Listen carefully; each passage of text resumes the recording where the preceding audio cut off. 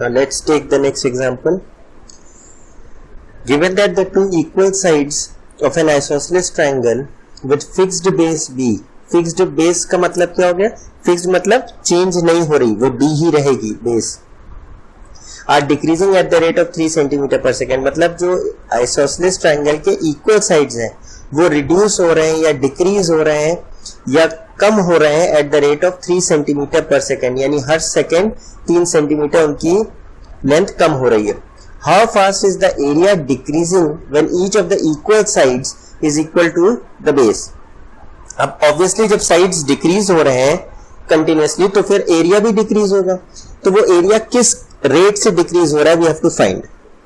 तो let's draw a triangle. एक rough sketch बनाते हैं.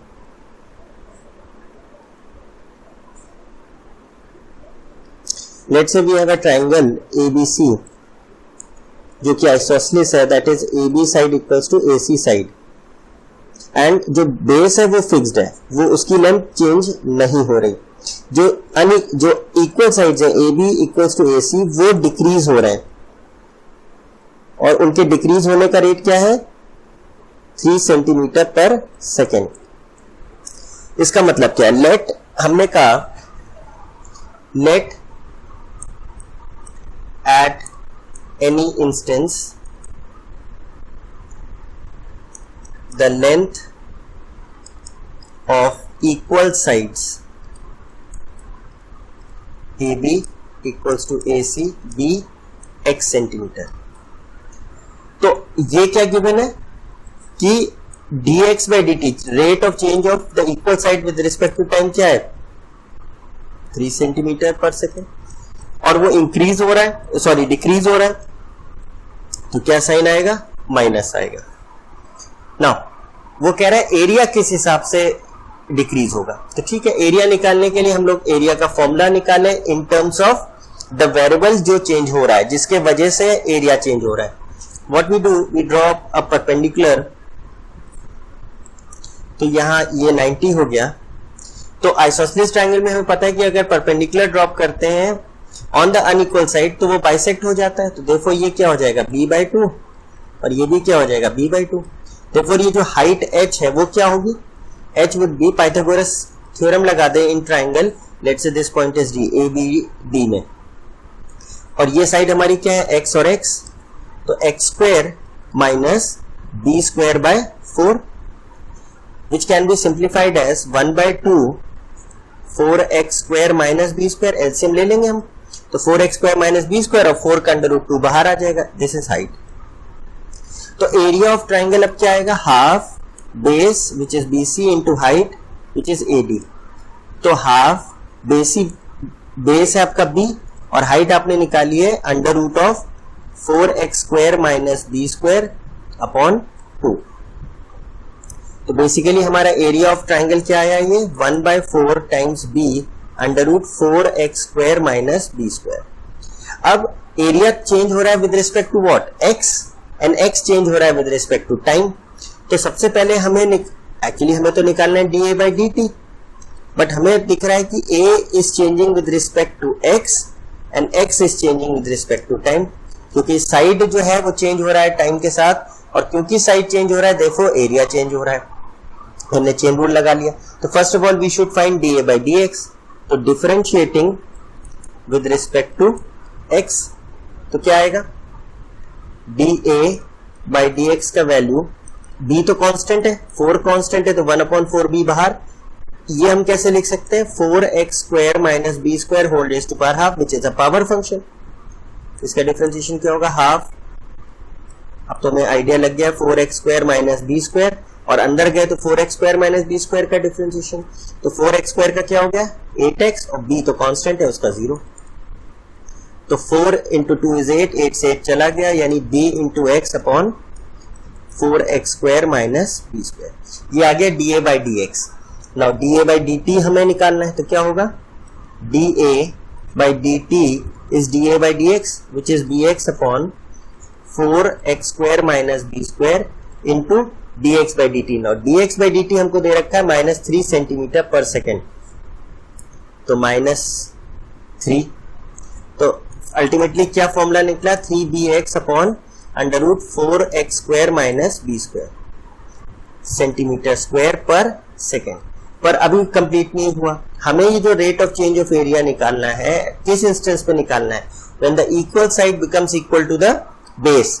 तो जब हमारा इक्वल साइड क्या था, x था, वो कब हो जाए, किसके बराबर हो जाए, बेस की लेंथ थी b, तो कब निकालना है, when x equals to b। तो माइनस b इंटू एक्स की जगह b into 3 upon 4b square minus b square. तो minus 3b square upon 4b square minus b square is 3b square, यानी root 3b।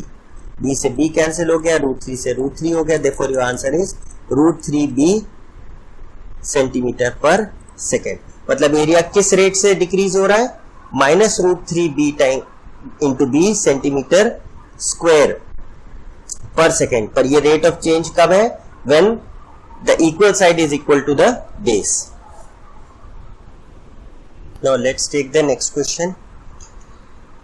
A man 1.5 meter tall walks away from a lamp post 4.5 meter high at the rate of 4 kilometers per hour, and you have to find the how fast is the length of shadow increasing या lengthening, and how fast is the farthest end of the shadow moving on the ground. अब इसको थोड़ा सा visualise करते हैं। Let's say this is your lamp post,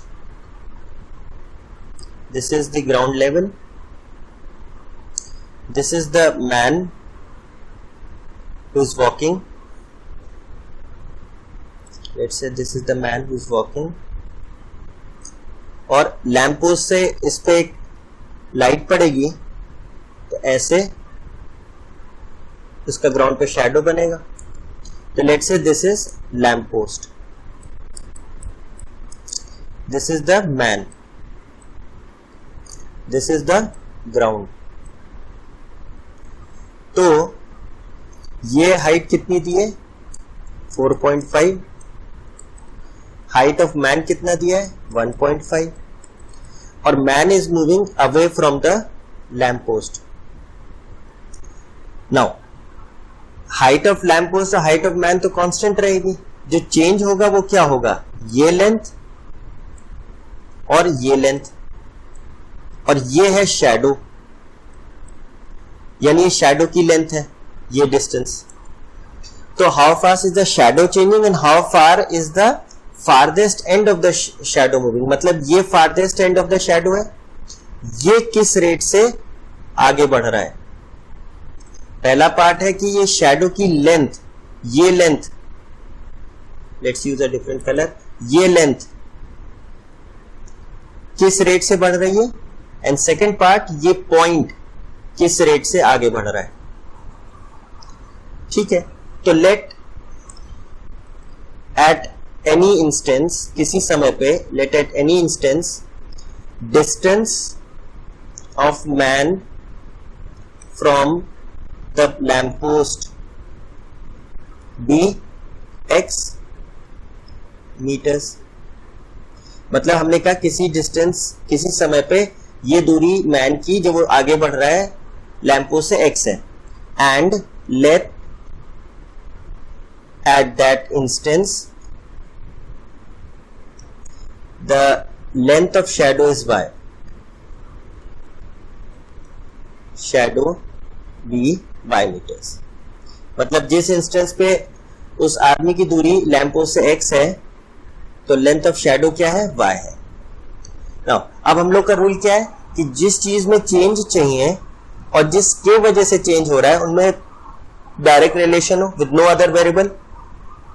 तो check करिए, this is 90 degree, this is also 90 degree, so if we mark them as A, B, C, D, E, तो triangle A, B, D is similar to triangle ECD।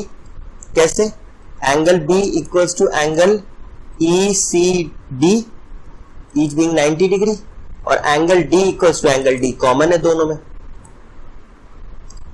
therefore A criteria से क्या हो गए, similar हो गए। तो फिर proportionate sides अगर हम लिखें तो क्या होगा, A B upon EC is same as, और अदर हम लोग लिखते हैं EC upon AB is same as CD upon BD, which implies EC कितना है 1.5, AB क्या है 4.5, CD है हमारा Y और BD है x प्लस वाई। तो 1 टाइम्स 3 टाइम्स, तो ये आपका आया 3y equals to x plus y, therefore 2y equals to x। Moreover हमको एक इंफॉर्मेशन और दी है क्वेश्चन में कि the man is moving away from the wall at 4 kilometre per hour, मतलब जब वो आदमी इस डायरेक्शन में मूव कर रहा है, इस डायरेक्शन में, तो उसकी रेट क्या है 4 किलोमीटर पर आवर। मतलब ये जो डिस्टेंस बढ़ रहा है, जैसे जैसे वो आदमी आगे बढ़ेगा x बढ़ेगा, उसके बढ़ने की रेट क्या है dx by dt is given to be 4 kilometre per hour, और पॉजिटिव लेंगे because x is increasing with respect to time. Now तो अब हमें क्या निकालना है, length of shadow. Length of shadow तो y है, लेंथ ऑफ शैडो तो y है, तो उसके इंक्रीज होने का रेट क्या होगा विद रिस्पेक्ट टू टाइम। तो डिफरेंशिएट कर दें विद रिस्पेक्ट टू टाइम, तो क्या होगा 2dy by dt is equal to dx by dt, but dx by dt तो गिवन है 4, तो फिर 2 से 2 कैंसिल हुआ, देयरफॉर dy by dt हमारा क्या आ गया 2 किलोमीटर्स पर आवर, यानी जो लेंथ ऑफ शैडो है 2 किलोमीटर पर आवर की स्पीड से बढ़ रहा है। This is part 1। पार्ट 2 क्या था, how fast is the farthest point of the shadow increasing. अब फार्देस्ट पॉइंट क्या है, पॉइंट D, तो हमें एक्चुअली क्या निकालना है dd by dt, and D की पोजीशन क्या है, ये जो पॉइंट D है इसकी पोजीशन क्या है x प्लस वाई है, मतलब ये पूरी length x plus y, D अगर मूव करेगा तो ये x प्लस वाई पूरा मूव करेगा। तो बेसिकली हमें क्या निकालना है d by dt of x plus y. Now इसको तो हम क्या लिख सकते हैं dx by dt plus dy by dt by algebra of differentiation. dx by dt हमारा क्या है 4 किलोमीटर पर आवर, और dy by dt हम निकाल चुके हैं इस 2, तो ओवरऑल क्या हो गया 6 किलोमीटर पर आवर, यानी जो farthest point of the shadow है वो 6 किलोमीटर पर आवर की स्पीड से चल रहा है। और let's take the next question. A particle moves along the curve 6y is equal to x cube plus 2. Find the points on the curve at which the y coordinate, अब question में y coordinate की जगह ordinate भी बोल सकते हैं, is changing first part 8 times as fast as the x coordinate, अब x coordinate की जगह एब्सिसा भी बोल सकते हैं, and second part at the same rate as the x coordinate। अब इसका मतलब क्या हुआ, मतलब ये हुआ, let's draw up the diagram। let's say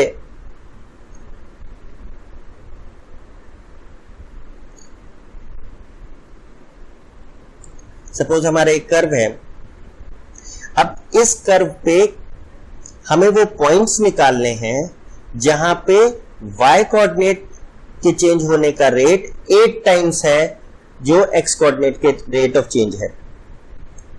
ये y है, लेट्स से x है, तो लेट्स से ये पॉइंट है x कॉमर y, मतलब यहां पे जो y के चेंज होने का रेट है that is 8 times as fast as x coordinate. इसको हम ऐसे कैसे लिख सकते हैं, ऐसे भी समझ सकते हैं कि dy by dt rate of change of y is 8 times as fast as rate of change of x। First part तो ये कह रहा है, मतलब ऐसा पॉइंट हमें ढूंढना है इस कर्व पे जहां पे ये कंडीशन होल्ड कर रही हो। तो इट मींस हमने कहा let the point eight which the condition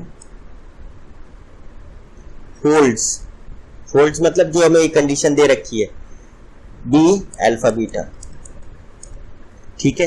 अब this thing can be written as dt, हटा दें dy बाय dx सिंपली क्या हो 8 हो, y in terms of x है तो हम क्या निकाल सकते हैं, डायरेक्टली डिफरेंशिएट कर सकते हैं। तो differentiating with respect to x क्या आएगा 6 into dy by dx is equal to x cube का हो गया 3x स्क्वायर और 2 का 0, तो dy बाई डी एक्स की वैल्यू क्या हो गई 3 1 जा 3 2 जा यानी एक्स स्क्वायर बाय 2। और ये किस पॉइंट पे निकालना है, लेट अल्फा बीटा पे, तो dy by d x at alpha beta इसकी वैल्यू क्या हो जाएगी अल्फा स्क्वायर बाय 2। और हम चाहते क्या है कि यहाँ पे वैल्यू क्या हो इसकी 8 हो, dy by d x eight that point should be 8। तो देयरफॉर अल्फा स्क्वायर क्या आ गया 16, विच इंप्लाइज अल्फा क्या हो गया प्लस माइनस 4। अगर अल्फा प्लस माइनस 4 हो गया तो देयरफॉर तो अल्फा अगर 4 है तो बीटा क्या हो जाएगा, रख दें फॉर्मूला में 6y is equal to x cube plus 2 है फॉर्मूला। तो when alpha is equal to 4 beta क्या आ जाएगा 4 cube plus 2 upon 6, 64 plus 2 66 by 6 is 11। तो पहला कोऑर्डिनेट क्या आया 4, 11। और व्हेन अल्फा इक्वल्स टू -4 तो बीटा क्या आएगा -4 का cube plus 2 upon 6, -64 plus 2 -62 by 6 which is -31 by 3। तो सेकेंड कोऑर्डिनेट क्या है -4 अपॉन -31 बाय 3। तो इसका आंसर हमारा क्या हो गया फर्स्ट पार्ट का ये हो गया। तो सेकेंड पार्ट क्या है the y coordinate changes as fast as the x coordinate, मतलब फिर वही बात हो गई dy by d t should be same as dx by d t, same rate और dt हटा दें which simply means dy by dx क्या हो जाए 1 हो जाए। तो dy बाई dx तो हमने निकाला था, let that point be alpha beta as usual जो पहले था। तो dy by dx at that point alpha beta क्या हो गया अल्फा स्क्वायर बाय 2, और हम चाहते हैं dy बाई dx क्या हो जाए 1 हो जाए। देयरफॉर अल्फा स्क्वायर क्या हो जाए 2, देयरफॉर अल्फा क्या हो गया प्लस माइनस √2। ठीक है, फिर से हम लोग सॉल्व करें। व्हेन अल्फा इज √2 तो बीटा क्या आएगा √2 का cube plus 2 upon 6 which is 2 √2 plus 2 by 6। तो ये कोऑर्डिनेट आ गया √2 comma 2 √2 plus 2 by 6। And secondly when alpha is -√2 तो बीटा क्या आएगा -√2 का cube plus 2 upon 6 which is -2 √2 plus 2 by 6। तो सेकेंड कोऑर्डिनेट क्या आया -√2 कॉमर -2 √2 प्लस 2 बाय 6। मतलब इस पॉइंट और इस पॉइंट ऐसे ये दो पॉइंट्स हैं ऑन द कर्व जहां पे rate of change of y is same as rate of change of x। Now let's take the next question. At what points of the ellipse does the ordinate decrease at the same rate as the abscissa increases? मतलब let's say हमारा ये ellipse है, इस पे कहां किन points पे ऐसा हो रहा होगा कि जिस रेट से ऑर्डिनेट मतलब y कोऑर्डिनेट डिक्रीज हो रहा होगा उसी रेट से x कोऑर्डिनेट इंक्रीज हो रहा होगा। ठीक है, तो हमने कहा let the point on the ellipse be alpha beta, मतलब हमने कहा alpha beta one such point है जहां पे जो y कोऑर्डिनेट है डिक्रीज हो रहा है at the same rate as x coordinate increase हो रहा है। तो बेसिकली लिखेंगे कैसे कि y जिस रेट से डिक्रीज हो रहा है उसी रेट से x इंक्रीज हो रहा है। तो this implies dy by dx simply क्या हो गया -1। या फिर एक तरीका और है, हम इसको एज इट इज ही रहने दें, दोनों मेथड सही है। तो हमने कहा differentiating the ellipse with respect to x, differentiating with respect to x तो क्या आएगा 16 इंटू एक्स स्क्वायर का हो गया 2x plus 9 times y square का क्या होगा पहले with respect to y 2y और फिर extra term dy by dx और 400 का 0। तो 2 तो कॉमन होके कैंसिल हो गया, we get dy by dx into 9y is equal to -16x। Therefore dy by dx की वैल्यू क्या आई -16x upon 9y। But dy by dx की वैल्यू हम क्या चाहते हैं क्या हो -1 हो, तो -1 से ये कैंसिल हुआ and we get x 16x is equal to 9y। But ये वैल्यू हमें कहाँ निकालनी है, अल्फा बीटा पे, तो ये वैल्यू हो जाएगी 16 alpha equals to 9 beta. Moreover alpha beta तो कर्व पर है तो उसकी इक्वेशन सेटिस्फाई करेगा वो, तो 16 alpha square plus 9 beta square is equal to 400। Now squaring both sides इसमें and replacing one of the variables, let's say beta की वैल्यू 16 अल्फा अपॉन 9 है, तो यहां प्लेस कर दें 16 alpha square plus 9 into 256 alpha square upon 81 is 400। तो 9 1s are 9, 9s are 16 into 9 LCM ले लिया 144 alpha square plus 256 alpha square upon 9 is 400, which implies 400 cancel हो गया, अल्फा स्क्वायर इज 9, तो फिर अल्फा की वैल्यू क्या है प्लस माइनस 3, तो बस ठीक, व्हेन अल्फा इज 3 तो बीटा क्या होगा 16 into 3 by 9 which is 16 by 3, और when alpha is minus 3 beta क्या आएगा 16 into minus 3 by 9 minus 16 by 3। तो देखो ये कोऑर्डिनेट्स क्या आ गए 3, 16 by 3 and minus 3, minus 16 by 3. These are the points at which the y coordinate is changing at the same rate या decreasing at the same rate as the x coordinate is increasing.